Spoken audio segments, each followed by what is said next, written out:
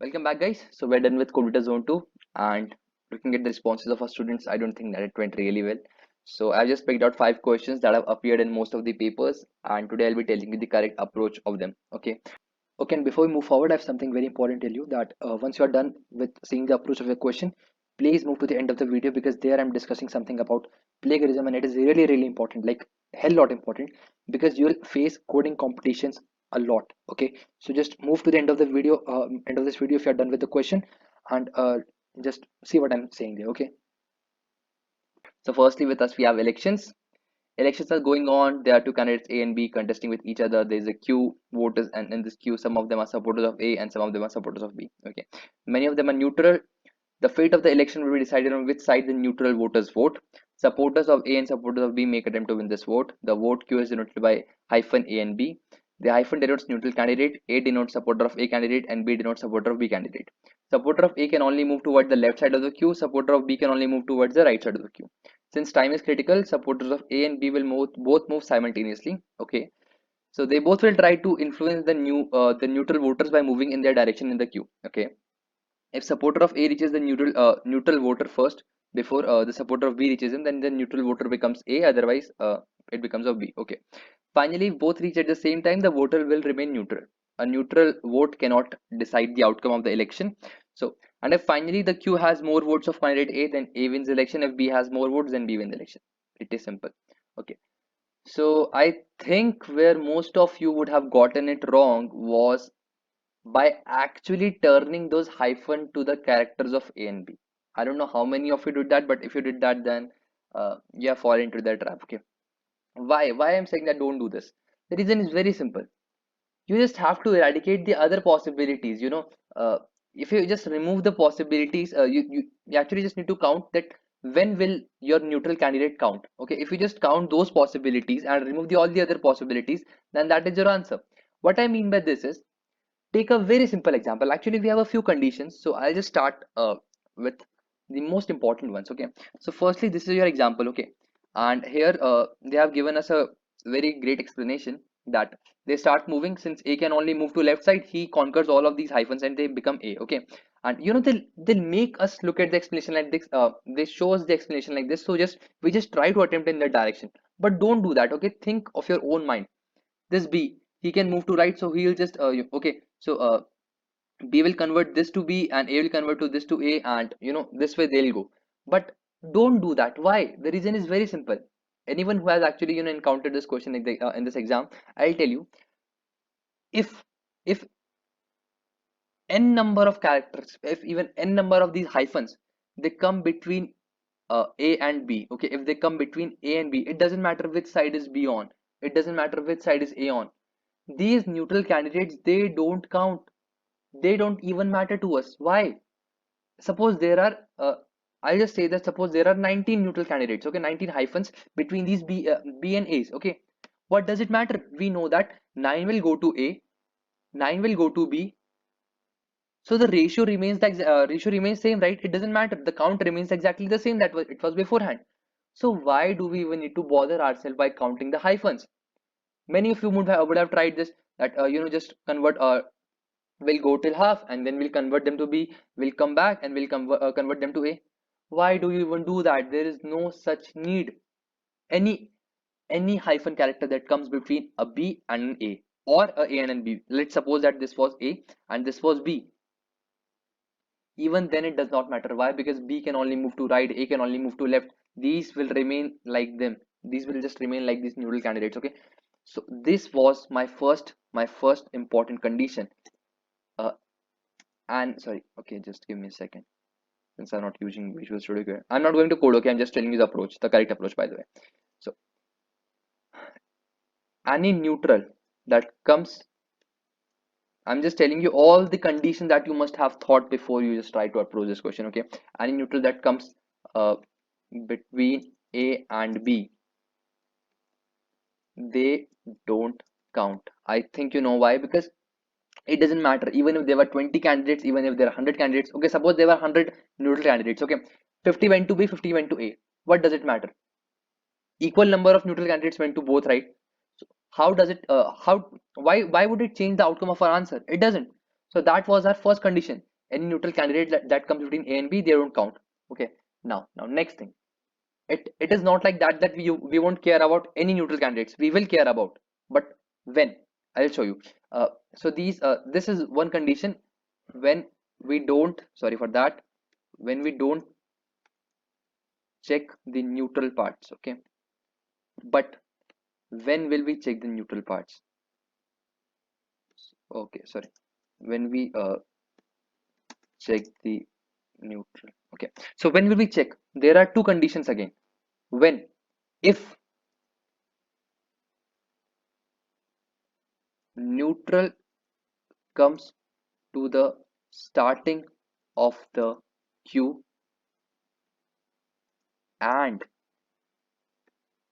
its immediate left, sorry, and its immediate right is A. That is the time when neutral candidates will count. Why I'm saying this? Because all of these candidates that are at the start of the queue, and if I'm mentioning another condition, that if their immediate right is A, only then they will count. Why? Because A can turn all of these neutral candidates. A can just, he can just wander around and he can turn all of these neutral candidates to his own voters. Okay, so you need to count these neutral candidates and you need to add them to the count of A. But similarly, if this advantage is given to B, it has also been given to B. So if neutral candidates come to the end of the queue and their immediate left, sorry, okay, I'm so sorry, and their immediate left is B, that is when these other will count. Why I'm saying that their immediate left should be B? The reason I'm saying that is because these candidates, you can't do anything to them. Why? Because their next immediate is A, and A cannot move to the right side, so these candidates, they are useless. They will remain neutral. Okay, but if it was B here, then things would change. B can convert all of these to his own, and only then they will count. Similarly, he can convert all of these to his own. Okay, but again, if it was suppose if it was like this, if we had hyphens and then we had a B, then again it won't count. Why would it count? Why? Because B can't do anything to them. B can only move to the right side, and these are on his left side. Okay, so these are two conditions when we need to check these neutrals. Okay, when we need to check the neutral candidates. But there's again a very important concept, where there is again a very important condition where these neutral candidates will count. When the neutral candidate comes in between two uh two uh two supporter of same party. Okay, what do I mean by this is, just imagine, suppose I have already told you that if there were even 1,000 hyphens between A and B, then these neutral candidates, they are useless. Okay, but what if they would have come between these? Okay, so if this was the case, okay, then how many vote do you think A would have? This does not come under this condition. That any neutral that comes between A and B, they don't count. Okay, this does not come under this condition. But let's see, if it and this also does not come under this condition if neutral are at the start or at the end. Okay, but this comes under this condition. Why I'm saying this? Because since they come between the supporter of the same party, there is no rush. This guy can easily move to all of these candidates, to all of these neutral candidates, and he can make him their own, right? And similarly, the same condition goes for B. B can also do the same thing. If neutral candidates come between the supporter of the same party, by any chance, if they are trapped between the supporter of the same party, then you just need to calculate all of these neutral candidates. Sorry, then you just need to calculate. Uh, then you just need to add all of the count of all of these hyphens to the count of A or the count of B. Very simple, right?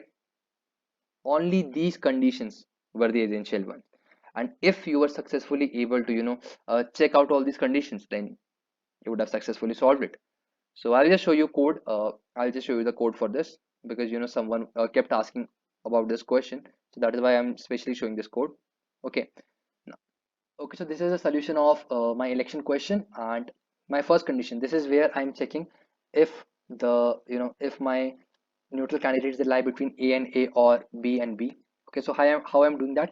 When I come here, I store this value in my current. Okay, and when I encounter a hyphen, then I just move forward. I just increase my count by one. Okay, and when I encounter this A, I check that if my SI is equal to my current, which was my previous candidate. If it is equal to my previous candidate, then all the count, then the number of the count of the neutral candidate, you can just append them to the count of A. Okay. Otherwise, uh, you know, now your current becomes A. Okay, your the current initially previously I've stored the value of my A in this current. Now this A will be stored in my current. Okay, and I'll just change the value of my count to 0. Okay, and then I'll check. By the way, I just use a similar procedure to find all the candidates that lie between B and B or A and A. Okay, and by using that similar logic, I have founded all the candidates. This is for this is for the start of the neutral candidates. At the beginning, how many neutral candidates there are, and I'm checking that if the immediate left is A, then append all of them to count A. Otherwise, otherwise just break. And else, and I've done the same thing for my B. That at the end of the queue, if the candidates are hyphen, then append them to B. Sorry, and the immediate left is B, then append them to this count B. Otherwise, break. And after that, I've just traversed through the string at once, and I've checked if that character is A or B, and I've appended them accordingly to A and B, and I've checked if count A is greater than B or count A is smaller than B, and I've printed my answer accordingly. So the code was really simple, and this is a solution of election 2. Okay, now let's move on to the second question, that is factor of 3. Okay, so problem description: given an array of size n, find whether it is possible to rearrange the elements of array such that sum of no two adjacent element is divisible by 3. Okay, so this is a rearranging question. The first thing that comes to your mind is just calculate all the permutations, check if the number is, if there is even a single element that sums is divisible by 3, and then you can just check out the condition. But don't do that. Why? The constraints are 10 to the power of 5. Don't go that far, you will fail all the test cases. You see the number of test cases, that is 10. You see the order, 10 to the power of 5, multiply it by 10, and you get what? You get 10 to the power of 6, and it means that you have to solve this in one iteration. Okay, so don't go to calculate all the permutations, because it will increase the complexity and you'll just get a TLE. Okay, so let's move on. uh, I'll show you the correct example, the correct approach for this. We have one test case. We have 4 inputs, 1 2 3 3, and there does exist a possible rearrangement, that is 3 2 3 1, where the sum of any number uh, is not divisible by 3, because it gives me 3 to 5. This gives me 3 to 5, and this gave me what? 1 3 1 3 4. Okay, so we'll answer it yes, which means that yes, it is possible to rearrange this element and do whatever you want. Okay, so basically, what is the most simple approach for this question? Whenever you are supposed you actually whenever you just hear this term divisible, factor, and you have to arrange, okay, only one word must come to your mind, and that is mod. Mod will help you solve all of these things. Okay, so how do you think that one can solve these problems? It's very simple. The number can be very large. They can be 45, they can be 98, but if you take their mod with 3, the possible sorry, the conditions that you would have checked, they will reduce drastically. Why? Because now the numbers become very small. It's 45 mod 3, it will give me 0. 98 mod 3, it will give me what? Wait a second, it will give me 2. Yes, sorry. It will give me 2, right? Now the conditions become very simple. We only have to check for three numbers: 0, 1, and 2. Now I only need to calculate uh, how to make numbers such that it is divisible by 0. Because let's see, suppose I had three numbers: 0 0 0 and 1. Is it possible to make, sorry, is it possible to make rearrange this in such a manner that that then this, sorry, the sum is not divisible by 3? Is it possible? So I don't think it is possible. Or is it? Wait a second, they have told me that such that the sum of, okay, sum of no two adjacent element is divisible by 3. So let's just look at the condition, a condition like this: 0 1 0 and 0. Okay, so this will give me what? 1 not divisible by 3. This will give me what? 1 not divisible by 3. This will give me 6, it is divisible by 3. So it means that it is not possible. Okay, so when you look at this condition, when you look at this question, I think by now you already have one condition in your mind. If total number of 0 are greater than than the uh, then the half of the total, the total number of zeros are greater than the total numbers, no, are greater than the half of total numbers. Okay, half of total numbers, their length, half of total numbers, then it means that it is not possible for you to for you to rearrange all of these numbers in such a way that their sum is divisible by 0. Okay, so you have seen that here we have three zeros, and three zeros are greater than the rest of the numbers. So you just have to count how many total number of zeros you have, how many total number of ones you have, how many total number of twos you have. Okay, so now I'll just start writing the conditions that will help you. Okay, but before that I'll show you a few conditions. Okay, suppose suppose you don't have any number that is divisible by 3, but you don't have any number that is divisible by 3, but you have number 1 2 and 1. So now you see that this, the beauty of number 3 is that if there is a number, if there a number exists such that you have 1 and 2, then you can actually just sum it up and make a 3, right? Here you have this number 1 2 3. Okay, 1 2 3, and again you can actually rearrange it in any possible way. 2 1 1, again it will give you 3. 1 1, sorry, 1 1 2, again it will give you 3. So here we have, just find out another possibility. If number of zeros are 0 and number of both, I'm saying both, not one. Okay, both 1 and 2 are not 0, then it is not possible. Why am I saying this? Very simple. Suppose if all the numbers were 2 2 2, then I think it is possible to rearrange them in any manner and they'll not be divisible by 3, right? And same goes for 1 1 1. You can rearrange them in any manner and they'll not be divisible by 3. But situations change when you just take all the numbers that are 1 and 2, because that, see, I'm only talking about 1 and 2. Why? Because I've already taken mod, and if you take mod of 3, you'll only get three possible values: 0 1 and 2. 0 means the number is divisible by 3. 1 means that it will give you a remainder of 1. 2 means it will give you a remainder of 2. So if you add both of these numbers, it becomes 3, which means it now becomes divisible by 3. So if there is even a single pair exists, suppose you have uh let's say you have n number of ones, but you only have 1 2. Okay, now you can try and fit this 2 in any position out of all of these, but you'll never be able to make you'll never be able to find an arrangement such that this such that two adjacent number are not divisible by 3. Why? Because this 2, anywhere it goes, it will find a 1, and it will become 3, and it will become divisible by 3. That is why I've checked that if the number of zeros are 0, this is a main, the primary condition, because I'm only considering 1 and 2, and number of both 1 and 2 are not 0, not 1 not 2, both 1 and 2. Okay, then it is not possible. Okay, then there's another condition, that if the number of zeros are high, then the rest of the element are high than rest of the elements by 1. Okay, by 1, what do I mean by 1? Well, sorry, what do I mean by 1? It's very simple. That suppose if you have numbers like the 0 0 0 and 1 and 2. Okay, so number of 0 is 3, and number of 1 and 2, if I just combine them, it will give me 2. Okay, but now there is there actually exists a possible rearrangement such that there does exist a rearrangement such that uh, you know uh, any adjacent number is not divisible by 3, and that will be 0 1 0 2 and 0. Okay, so what I'm saying is you have to check that this 3, this number of 0, it should always be greater than the rest of the number plus 1. So is 3 greater than 3? No, it is not. So I'm saying that if the total number of zeros here were 4, okay, if the total number of zeros here were 4, then conditions would change, and if the sequence was like this, then you can never calculate any permutation such that no two adjacent number are divisible by 0. Why I'm saying this?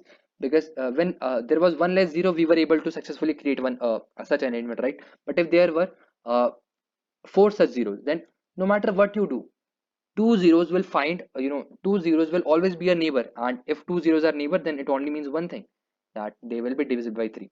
So that is what my condition is. If number of zeros are high with the rest of the elements by 1, then it means that this that such arrangement is not possible. Only these are two conditions when such arrangement are not possible. Otherwise, you just have to print that any other condition it's possible. So this was the solution of factor of 3. It's very simple, right? You just have to check for two conditions, and if those two conditions are false, then then you can easily make a number. Then you can easily make such a pattern, such a combination, such a permutation that is divisible by 3, where two adjacent elements are divisible by 3. Okay, so I think most of you would have gotten the solution of factor of 3, right? Okay, now let's move on to the next question. 3 palindrome. It was a really simple question, not that hard. So given an input string, split the string into exactly 3 palindromic substrings working with left to right. Choose the smallest split for the first. Smallest, okay, they are saying smallest, and this makes our work a hell lot easier. For the first, if they would have said that you have to try to make them equal, then it would have been really difficult. And similarly, you have to choose the second and the third. Okay, so they have given us a string, and they have what, Nayan Naman Tenet. Okay, and you can just actually break it into 3 palindromic substrings, Nayan Naman Tenet. And now let's look at the constraints. What were the constraints? So 1000 it constraints are not that high. Sorry, this is the length of the input string. Okay, so we know that we have to solve this in only two loops. Okay, we actually now know that we have to solve this in only two loops, and if we are actually just partially checking the string, then we can use a little more than two loops. Okay, so how do we solve this question?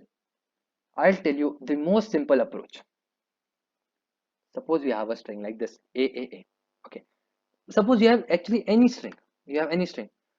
What is the smallest substring? What is the smallest substring that that can be a palindrome? Actually, I'll just take a great example. DED. AADED. Okay. So if I take this first character, don't you think that this is the smallest substring that is a palindrome? Why? Because if it's a if it's a single character, then it is a palindrome. It's the same from the start and from the back, right? So I'll just what I'm doing is I'm actually this is my string, right? I am just moving forward. I'm just moving forward, and I'm calculating. I'm checking. I'm actually splitting my string into three parts, and I'm checking if it is palindrome or not. Okay. So what I do is simply, now let's try to focus a little bit here. I'll actually just increase the size. Okay. Give me a second. So this is your string. Okay. I start from here. I come to the first element. I'll actually just make I'll just actually make three strings. String one, and similarly, sorry, just string 1, 2, and 3. Okay. So I'll append this first character in my string 1. Okay, it becomes, now my string 1 becomes A. Okay, and I check, is it a palindrome? If it is a palindrome. If it is not a palindrome, don't do anything, come back. Okay, but if it is a palindrome, do one thing, split this string up. Okay, do one thing, that this has already become the part of first string, so it does not count anymore. Move forward and take only one character from this string. Okay, and check whether it is a palindrome or not. And again, it is a palindrome. AA is a palindrome, right? So I move forward and I check. I append this character in my second string. Okay, now I have two substrings which are palindrome, and these are the smallest. Why? Because I'm increasing from the smallest to largest. I'm increasing from 1 to till the length of the string minus 2. Because the first string, suppose the string was like this, DEDA. Okay, so the first palindromic substring would be like this, DED, and the second would be like this, and third would be like this. But if there were only, if it was only like this, so it is not possible that first palindromic substring should be DED, and next should be A, and because we are not letting you know leaving any character for the third. So that is why I just need to check this till the size of my string minus 2. Okay, so I just take only till the second last character, right? Last, sorry, third last character, right? Because only till third last character can I find my first palindromic substring. But for my second palindromic substring, I need to check for second last. Okay, so now I come to my I come to this character and I check whether it is a palindrome or not. Okay, so I see that again it is a palindrome.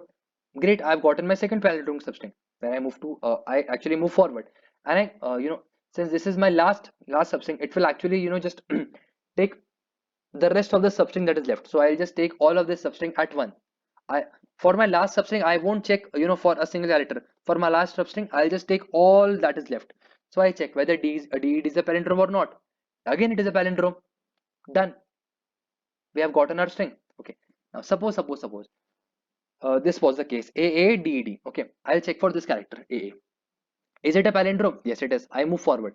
Is it a palindrome? I'll append A to my substring 2. Okay. Is it a palindrome? Yes, it is. Then I move forward. I check for the rest of the part. ADED. Is it a palindrome? No, it is not, sir. So I come back. Okay, I come back to my second loop where I have initially checked for this only one character. I'm currently talking about my second substring. Okay, where I've initially talked about my second substring. So now I'll talk about both of these. I'll check. I'll actually increase the part.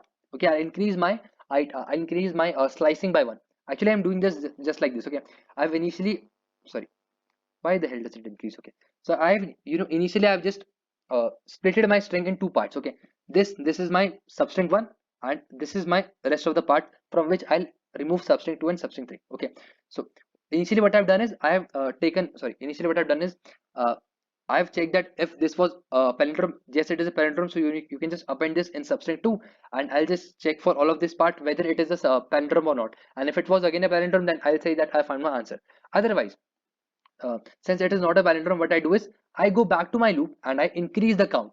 And now I split it like this. I split it like this. I split it like AA, and DED. Okay. And now I check whether it is a palindrome or not. Yes, it is a palindrome. Then I check whether DED is a palindrome or not. Yes, it is. Great. We have found our answer. Not that hard, right? So I'll just show this example, Nayan, Naman, Tenet. Okay. I'll just show you this example. Give me a second. So I start from here. I check the first character, that is it a palindrome or not. Yes, this is a palindrome. Then I check for this. Is I separate it. I check whether this is a palindrome or not. Yes, it is. Then I check for this complete string at once. I'm not iterating for the third string. I'm taking the rest of the string at once. So I check whether it is a palindrome or not. Just make a function of a palindrome and you can just get true or false at once. Okay, so I'll check. Yeah, no, this is not a palindrome. Okay, so I come back. To here. I check whether this is a palindrome or not. This is a palindrome or not. This is not a palindrome, so don't do anything. Come back. I'll check whether I'll check whether this is a palindrome or not. Yeah, surprisingly, this is a palindrome. Wow, this is a palindrome. Then I'll check whether this is a palindrome or not. It is not a palindrome. So this way I'll just keep on checking till the end of till I end, and then I'll come back. Now I'll split my string like this. I'll split like this. So now I'll have my any. I'll check whether this is a palindrome or not. Is any a palindrome? No, it is not. Don't do anything. Come back. Check this. Is any y a palindrome? No, it does not. Come back. Is any y a palindrome? You see that if the first string is not a palindrome, we don't move forward. We just stop right there. Okay. Is any y a palindrome? No, it's not. Come back. Is any y a palindrome? Yes, it is. So we move forward. Is n a palindrome? Yes, it is. Then we check, is the rest of the string a palindrome? No, it does not. I come forward. Is any a palindrome? No, it does not. Come back. Is any m a palindrome? No, it does not. Come back. Is any m a palindrome? No, it does not. Come back. Is any m a n a palindrome? Yes, it is. Is t any t a palindrome? Yes, it is. Yes, we have found our three substring that are palindrome. And since we only need to find the smallest one, they actually asked us to make the smallest substring first, right? So we don't even need to think about it. Why? Because we have started from the smallest and then we move to the largest, right? So this was our solution, this was our approach, and the only thing that you had to focus on was how many till when you were iterating, and anything else I don't think that Nayan Naman Tenet. Then with this part, really simple. I hope you've gotten it by now. Okay, and you can just use a flag counter to check, whether you just check that if you find that three substrings are palindrome, then you just break, you make your flag true, and you print that yes, possible. Print the substrings. Okay. Otherwise, you just say that no, it's not possible, and you print what impossible or whatever there was. Okay. So this was our approach for the second question, and now I've come to this equalized weight. Our fourth question. Okay, my throat has now become really dry. So this was a great question, a really interesting question. I'll just read out the problem description. There are n bags. Each bag contains different number of goods. Goods can be of different weight. The goal is to equalize the weight in the bags subject to constraint explained below. What are the constraints? The original number of goods in the bag should be the same before and after equalization. any number of swaps required to do equalization are permitted. Okay, so no limitations are slide. However, but it means that the number of content that a bag had before, suppose you have three bags, okay, suppose you have three bags, and after that the content that they have vary, okay, they have x, y, and z content, okay, and you find that it is possible that I can make the weight of all the three bags equal, but the constraint is that the number of items that those bags had previously, it should be same. You can change the items, you can change the weight of the items, but the number of items should not change. Okay, so this actually this is a great question, but if you just know how to approach this, then it becomes a really easy question. So once the weight are equalized, one need to adhere to the output of the specification, print out the results. Uh, they just mean that you just have to print this in a following format, that the content of the bag that contains the lightest weight should be printed first. Okay. The next lightest bag contents should be printed on the second line, so forth. Okay. The content within the bag must be in a non-decreasing order or in increasing order. So they're just trying to confuse you here. What I say is that print which bag should be printed first, which has high number of items. You just have to look at like this. Don't keep on checking the condition, just just check that which has high number of items. You just need to print that bag first, and you can just sort the items in the bag. Yes, very simple, and you just have to print it. So this is all about the formatting part, but now comes the important part. They have given us a great example. Let's look at that. Okay, so we have three bags. The first bag contains two items. It has weight 6 and 13. The second bag have three items. It contains weight 27 and 10. The third bag contains item 1 and 4. Okay, so the explanation is that there are three bags, 6, 3, 27, and 10 and 4. Okay, and we can equalize their weight to what? We can equalize their weight to 20. Each bag can if each bag carries 20, then their weight will be equalized. And actually, this is given that there is a number there is a number that exists such that the sorry, it means that each bags can be equalized. It is possible to equalize them. Okay, it's there would never be a case or a condition where no bag could be equalized. So 7, 13, 26, 10, 44. Okay, so initially the bag were like this. No, sorry, initially the bags just give me a second. Initially the bags were like this: 6, 13, 27, 10, and 4. Okay, so what they did is they removed this bag to 20. They, since the number of items that they have is really important, it is a given constraint. The bag 2 had a weight of 20. I gave it to bag, I swapped it with bag 3. So now bag 3 have 20 and bag 2 has 4. Okay, and after that I do one thing, that what should I do? I actually swap the value of this 6 with this 7. So it becomes 6 and this becomes 7. So now all of these bags have equal weight, and that is 20 kg, right? So the question is a lot confusing. It can be a lot intimidating, but now I'll tell you a very simple solution, a very simple solution. What I'll say is just create a variable bag, and in that store all the variables. You can just store this 7 comma 13. I'm not differentiating right now. I'm just saying that 4, 6, 10, and 20. I'm just saying that you just have to include all of the values in your bag. Okay, now you have done this. So now calculate the sum of this bag, and you'll get what? You'll get 60 divided by the total number of bag that you had, 3. You get a value 20. It means that since they have already told you that there is a number exists such that each bag can have equalized weight, this way you can actually always find out that what is the sum that you should have. So you should have 20. Great.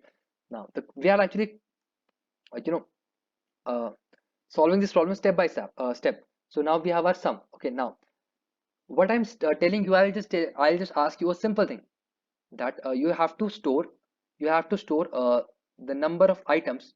I'll ask you to create a list, and I'll ask you to store the number of items of each bag in that list sequentially. Okay, so bag 1 has 2 item, bag 2 has 3 items, sorry, bag 1 has 2 item, bag 2 has 3 item, and bag 3 has 1 item. Okay, so now I know that these are the list of these are the number of items that each bag should have. Okay, this is very important. Why? Because this is a very important condition, that all the number of items, all the number of bags should have only that number of items before and after.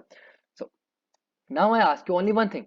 You have to iterate in your I ask you to iterate in this items list. Okay, I ask you to iterate in this items list. Okay, by the way, you have to just create another list as answer. Okay, in this you'll store all of your answers. Okay, so I'm just writing a sort of a pseudo code so it becomes a lot easier to understand. And now, have you ever solved a question in which you are given an array? Okay, you are given an array, and you are asked to find uh, n numbers such that their sum is k. Have you ever solved this question? I can assure you that in the whole, in the journey of your 4 years, you have already encountered this question. Given an array, you have to find n numbers such that their sum is k. You just have to do that here. Okay, how? You know that for in items, the first value that I'll get is 20. So you have to, this is your complete array. This is your complete array bags. So I ask you that in this complete array of bags, you have to find two elements such that their sum is k. And you find that array. You find those two elements. You store it in temp. You find those elements, and those elements will be what? Those elements will be 13 and 7. I hope you can do that, right? I'm asking you that in an array of this complete array, this complete bags, you have to find two numbers. You have to find two numbers such that their sum is 20. You can do that very easily. You can do that. So you just find these two numbers 7 and 13, and you return me. I store this value in my temp. I uh, I append this in my answer. Okay, I append this in my answer. I append this temp in my answer, and after that I have to do just one more thing. What? I'll remove the content of my temp from my bags. Why am I doing this? Very simple. So what I'm doing is, since I've already find that 13 and 7, we have already used 13 and 7, I'll just remove these contents. Now my bag has become 4, 6, 10 and 20, because if I hadn't done this, then I would have gotten repetition. So I'm just avoiding this repetition, and I'm removing those elements because I've already used those elements. I've already put it those elements in some bag. Okay, I've removed those elements. Now I write it again. So now my next item is what? My next item is 3. So I ask you, can you is it possible for you that can you find three numbers such that their sum is 20? You say yes, it is very easy. You find me three elements, 4, 6 and 10, and I append them in my answer. I'll remove these elements. Okay, and then uh, right now I have two answers already. I ask you again, can you find an item? Can you find in this complete array, can you find one element such that its value is k? You say why not? You find this 20, you remove this 20, my bag is empty. Done. And by the way, now this was the only pseudo algo that you needed to know how simple that was, right? Now, by the way, there was what they asked us to print it in a following order, that the number of the lightest should be printed first. So I ask you to do a simple thing, that you just have to sort this in descending order. So you will have it like this: 3, 2 and 1, and this way you'll all in your answer you will have three elements, the lightest element at first, the smallest element at and by the way, you can also do one more thing, that you can just sort this temp, and after this you just have to sort this, and after this you just have to print your what you just have to print your answer. You just have to print your answer, and you have actually just done your question. You have just solved your question. Why? Because we have already checked the constraints. We have already find out the items. We actually just keep the number of items that were beforehand, and we have only find it those number of items. And again, the printing order, the important printing order, we have also keep that in mind. We have sorted the items in descending order. This way the lightest item will come first. We have already sorted the temp. This way the items will be in a non-descending order. Just print the answer. So simple, right? Done. You can just do this, and again if you want I can show you a dry run again here. So 160, 340, 40, 448, 12, 300 to 200. This is your list. I'll ask you to find the sum. Very simple. You just sum all of these and you divide it by 3, and by the way, this will give you what? This will give you 500. Okay, and in my items list I'll have three values. And those three values will be what? Firstly we'll have 2, then we'll have 3, and then we have 2. I'll just sort it in descending order, so I'll get 3, 2 and 2. Okay, so what does it mean? That first I need to find three items from this elements such that their sum is 300. You can do that for me, right? You just find three elements, 12, 40 and 40, or 12, 40 and 448. You just delete. I just remove these items. Then I ask you to find two elements such that their sum is what 500. You find me these two elements. Done. Then I ask you to find again two elements such that their sum is 500. You find me these two elements. You remove these elements. Done. So simple, right? Now let's move on to the last question for this. And okay, so this is a string pair. One person hands over the list of digits to Mr. String, but Mr. String understands only strings. Okay, tongue twister. Within strings, also he understands only vowels. Mr. String needs your help to find the total number of pairs which add up to a certain digit d. Okay, so this is actually a question that is a combination of multiple simple logics. So the rules to calculate d are as follows: take all the digits and convert them into the textual representation. Now, since uh, most of you might have actually thought that this was hard because they ask you to create a textual representation, but the constraints is only 100. So why not just search it up online that the textual representation of all the letters from 1 to 100 and just store it in a dictionary, in a map, in a hash map. Done. Question now becomes very easy. Next, sum up the number of vowels a, e, I, o, u from all the textual representation. This sum is digit. Okay, so I'll just actually start solving this so it becomes really easy. So we have five numbers 1, 2, 3, 4, 5. I ask you to create a string which is named as all. Okay, in this all, you store the textual representation of all of these a list. Okay, so I hope that you have created a dictionary named as word. In this word, you just parse this 1, 2, 3, 4, 5. Word 1 plus word 2 plus word 3. Similarly, you just do all of that and you'll have a string with all of these words in their textual representation like 1, 2, 3, 4. Okay, and after this, I ask you something. I ask you to iterate. You only have 5 vowels, right? So I ask you to iterate in this vowels. So after that, but you'll just store the value in your count. I ask you to check. I ask you to check like this. You have to count how many times this current val appear in this all list. So firstly, we'll have a. I ask you, you have to just count how many times. This is the, by the way, in Python, this is an inbuilt function. So I ask you to check how many times a appears in this list. You'll give me 0. Okay, we'll move forward. We'll have since this will be like this: a, e, I, O, and U. Okay, so then I ask you to check how many times E appears in this list. You'll return me what? You'll return me 3. So 0 plus 3. Then I'll ask you how many times I appears. Then I'll ask you how many times O appears. You'll give me 4. 4. Okay. Then I'll ask you how many times U appear. Uh, you appear. Okay. Whatever you'll get the value of 9. So now you have a count of 9. Done. Very simple. Half of the part of the question is really done, right? You have already solved half of the questions. So you have to find the you have to find so I'll just show you the test case. They have done the same thing. 1, 2, 3, 4, 5. They have just converted all of these them into a textual representation. We have already done that by creating a dictionary. We have already solved the textual representation of all the numbers 1, 2, 3, 4, 5. Simple. Now thus count of vowels and textual representation of numbers.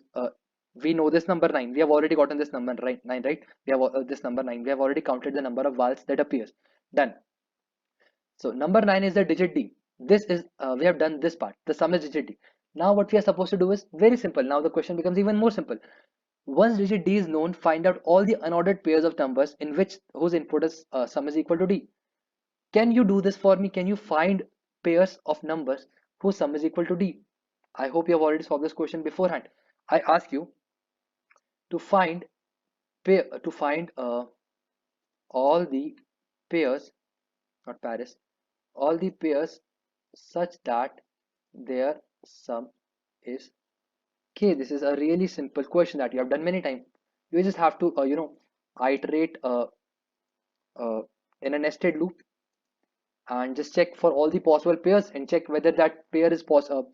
You just have to form all the possible pairs. Since it's only two, you have to form all the possible pairs. You can do that, right?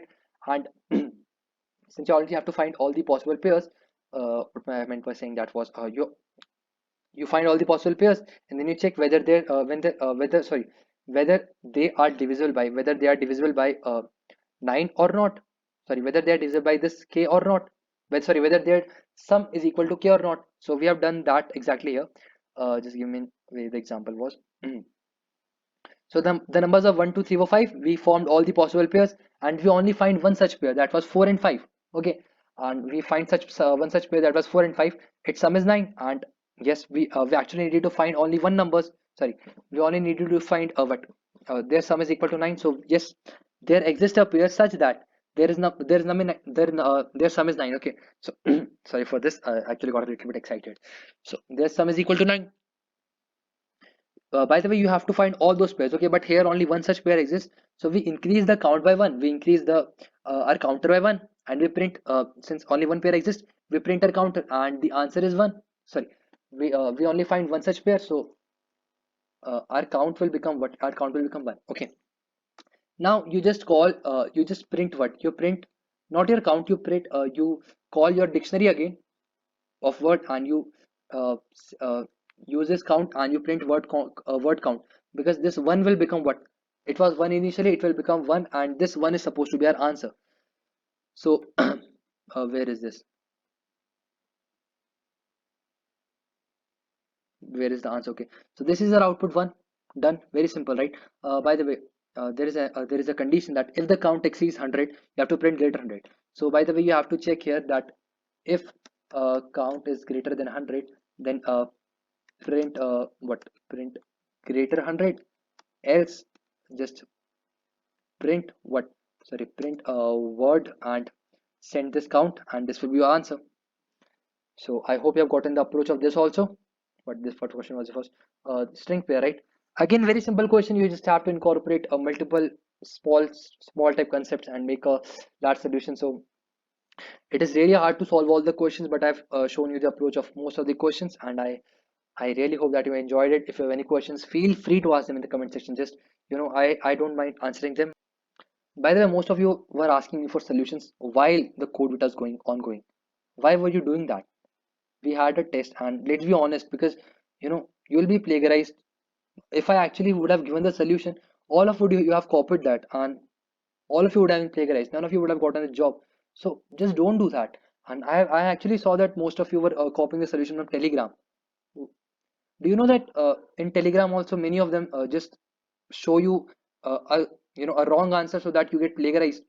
Don't fall for all those tricks. Okay, you are just this you are actually creating a career right now, and these situations are very delicate.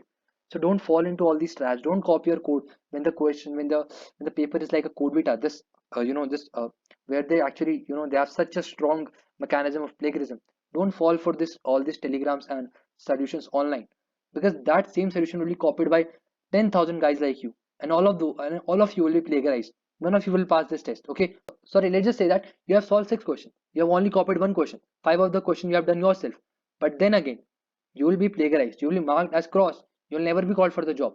But that one guy who has solved that question on his own, only one question on his own, he'll be called for that interview. When in my previous video of code with tips I said that you only have to solve one question, I meant solve it by yourself, don't cheat. Okay, but then again most of you were asking for the solution, and that way I don't think you'll get this job, because since this is a pandemic time, most of the questions, most of the exams will be online, and they have a plagiarism detector system. Just don't copy. Okay, solve it yourself. We study it online, look it up online. Codevita was an open book exam. Just look it up, give a reference, but just don't fall for all those tricks and solve this question for yourself. And I'll help you, but only when a test is not going on. I'll not be there for you when you are going to cheat. Okay, so thank you for watching this video.